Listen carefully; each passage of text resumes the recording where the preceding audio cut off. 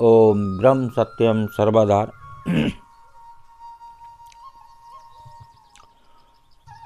मांस खाने वाला मनुष्य वास्तव में कौन?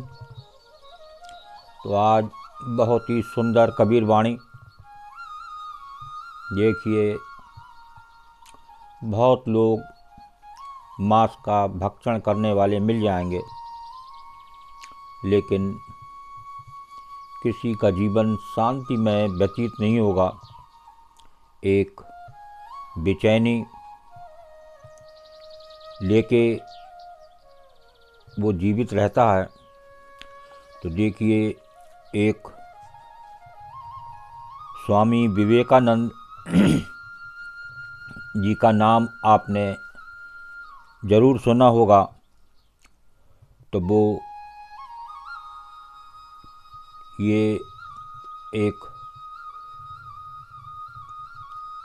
बात से समझाना चाह रहे हैं कि वास्तव में बिना मांस खाए और मांस खाने वाले के जीवन में क्या परिवर्तन होता है। उसके बाद दास की कबीर वाणी, तुम यदि किसी चिड़ियाघर में जाओ तो भोजन के साथ जीव का क्या संबंध है, ये भली भांत समझ में आ जाएगा। देखिए, ये कोई भी व्यक्ति मानव चिड़ियाघर जाए, लोग देखने जाते हैं, थोड़ा सा एक्सपेरिमेंट करें। जो स्वामी विवेकानंद समझाना चाह रहे हैं, भोजन के साथ जीव का क्या संबंध है, ये भली बात समझ में आ जाएगा। हाथी बड़ा भारी प्राणी है, परंतु उसकी प्रकृति भी बड़ी शांत है। जैसे बड़ा है वैसी शांत है। और यदि तुम सिंह या बाघ के पिंजड़े को ओर जाओ तो देखोगे वे बड़े चंचल हैं।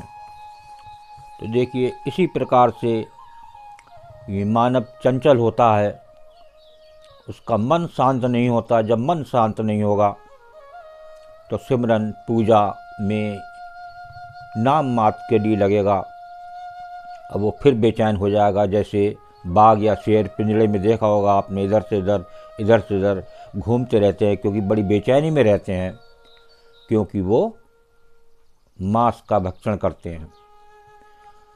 और सभी शास्त्रों में बताया गया है कि एक भोजन का प्रभाव मन पर बहुत बड़ा पड़ता है। तो आइए देखिए, एक संत कबीरदास जी इस मांस के अंग पर ये क्या संदेश दे रहे हैं। मांसाहारी मानवा, मांसाहारी मानवा, प्रत्यक्ष राक्षस अंग। मांसाहारी मानवा, प्रत्यक्ष राक्षस अंग। ताकि संगति मत करो, पड़त भजन में भंग। कबीरा पड़त भजन में भंग। बिल्कुल संगति मत करो। एक संगत का बहुत बड़ा फर्क पड़ता है।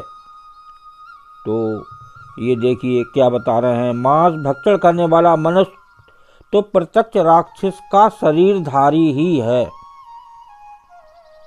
प्रत्यक्ष राक्षस जान। ताकि संगति मत करो, पड़त भजन में भंग। अतः उसकी संगति कदापि मत करो, क्योंकि उससे भजन साधन में बाधा पड़ेगी। आप संग कर लेंगे तो वो तो बेचैन होगा। आप सत्संगी होंगे और आपका मन लगेगा तो वो आपके साथ होगा।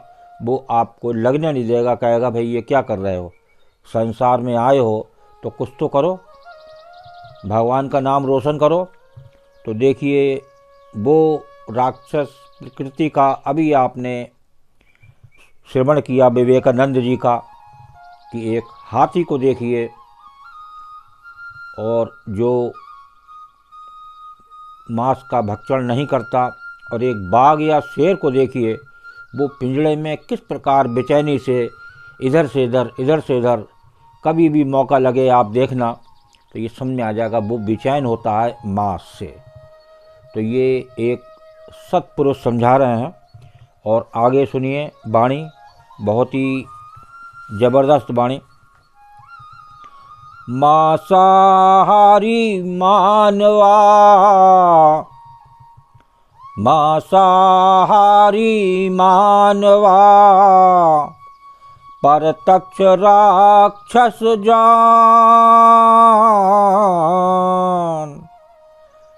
ताकि संगति मति करे, होए भक्ति में हान कबीरा, होए भक्ति में हान।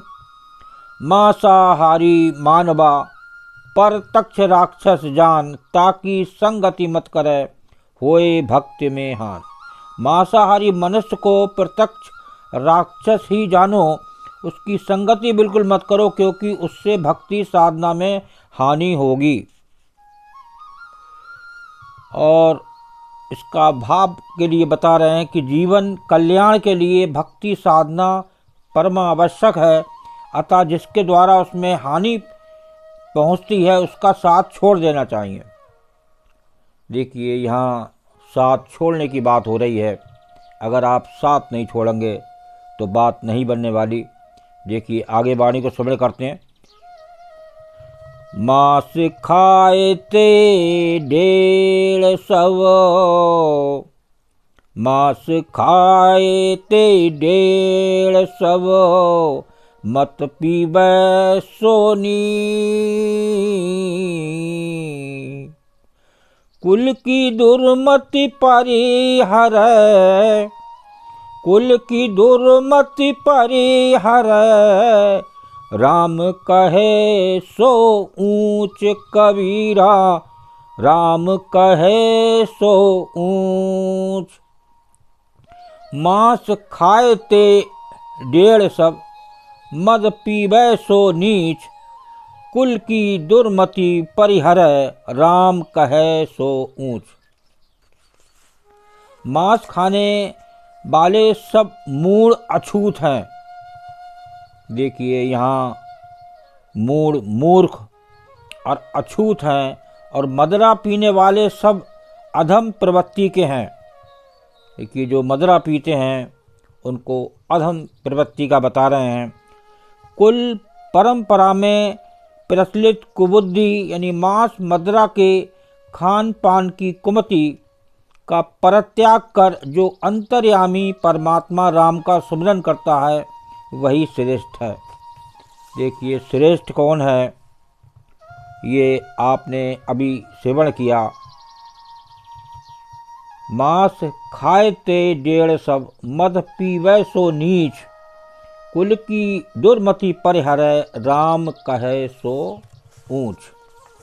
देखिए ऊंचा कौन है? जो उस अंतर्यामी परमात्मा राम का सुमिरन करता है वही श्रेष्ठ है। बाकी सब कुबुद्धि वाले जिनको बुद्धि ही नहीं है। देखिए गुरुदेव की वाणी भी कहती है, विवेकहीन जो मानस होई, पशु समान जीवन सो खोई। ये हर शास्त्र बता रहा है कि जो भाई मनुष्य और पशु में यही तो अंतर है कि उसके अंदर विवेक नहीं होता, इसलिए उसे पाप नहीं लगता।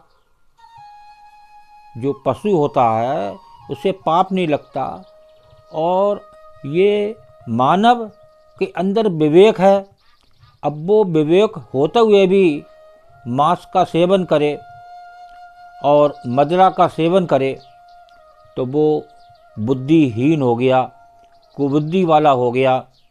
उसको कभी भी प्रभु श्री राम के चरण मिल नहीं सकते। ये आप नोट कर लें, हर शास्त्र बताता है।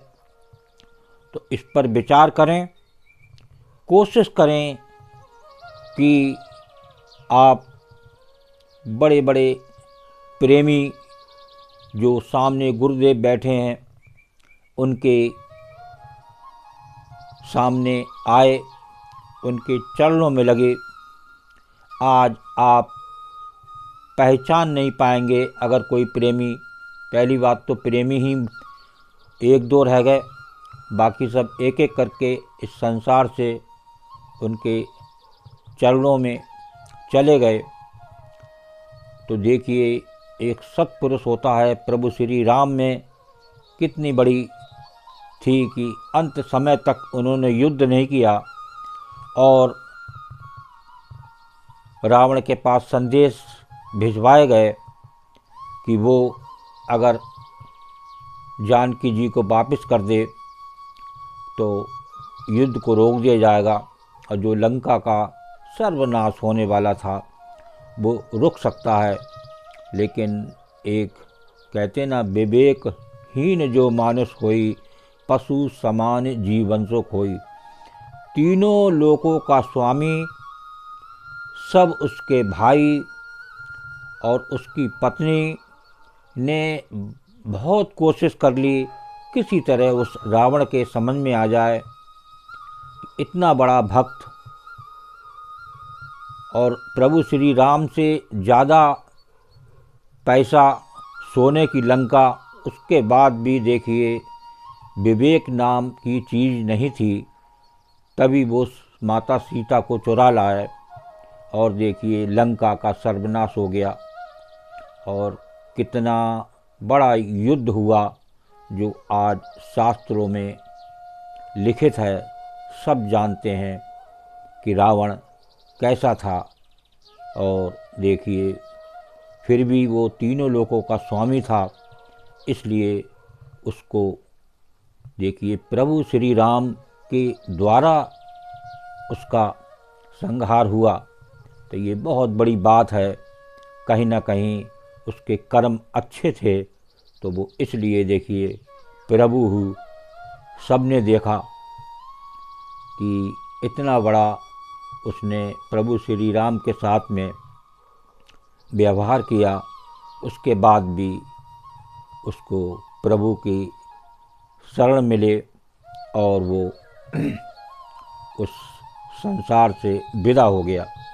इस प्रकार आप दास की फिर प्रार्थना, अगर कोई मांस मदिरा का सेवन करता है तो ये जाने कि प्रभु को पूछते हुए भी उसको प्रभु के शरण नहीं मिल सकते।